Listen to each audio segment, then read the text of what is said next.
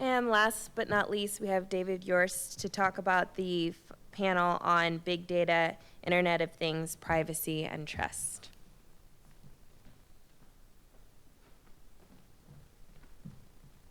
Subbing for David Yorst is going to be Eric Berger.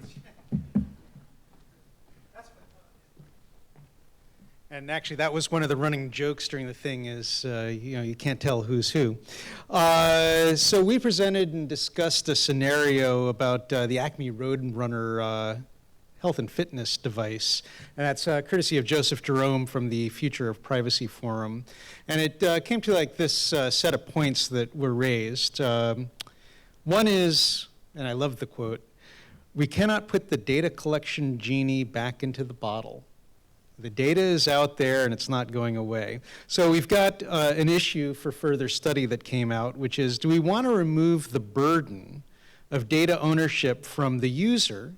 Because today the user says, oh yeah, I'm using this service here, you've got all my data, do what you want with it, to the aggregator. So that the aggregator would have to reach back to the person whose data it is to say, hey, is it okay for me to use it for this new purpose? We discussed a couple of the laws that are existing on the books, but most of those laws presume a single data collection entity with a single database using that data for a single purpose, like collecting data for healthcare or credit reporting or whatnot. And that's not today's reality. Security is an issue. We talked a lot about evil companies, but then it was brought up, well, the company could be, having the best data practices and, the best user notification. And when the hacker comes in and steals the data and puts it on the internet, doesn't matter that they had the great stuff. So security is an issue that does need to be raised and discussed.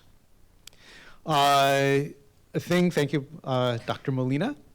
We noted that we have regulation, we have self-regulation, and still nobody's happy. So, again, we need to kind of discuss what can we do to make people happy, or at least recognize we're never going to be happy and acknowledge it, get by it. An issue on the science side about de-identification. Basically, what works today gets broken tomorrow. It is, from a computer science perspective, it's literally like encryption.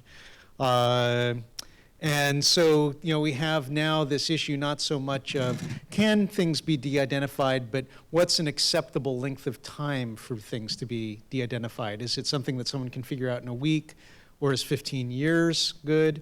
Or since we know that data will eventually be de-identified, maybe we have policy and regulation that goes along with the data, even de-identified, saying, I'm sharing this with you, but you're not allowed to put it back together. We did bring up, and again, as just a point, in the Internet of Things, that the design cycle of things tends to be a lot longer than the design cycle for, say, mobile applications. If your refrigerator has a bug, you're not buying a new one for 10 years. Awfully long time to do an upgrade. The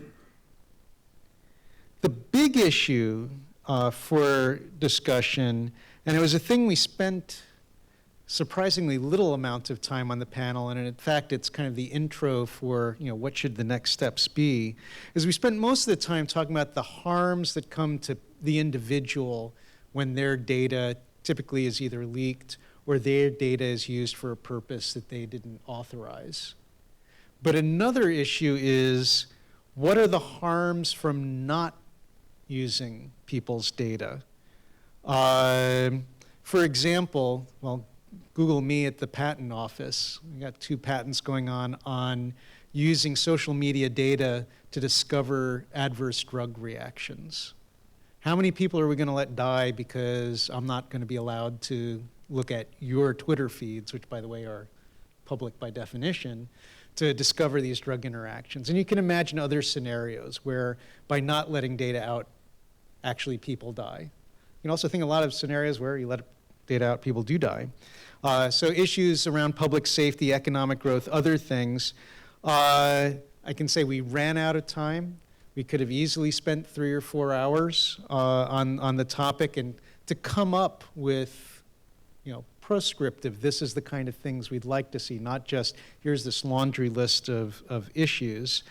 Dan on the panel did pitch the IGF Dynamic Coalition on the Internet of Things. It's met 3 times so far in 08, 11, and 13. They are going to meet again in Istanbul.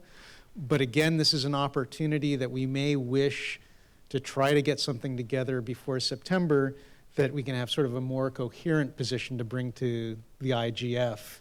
And nodding your head saying, yeah, we can do that. So there's a lot more points I'm sure that I'm missing. It's all my fault for not saying it, or actually blame David for that. Thank you very much.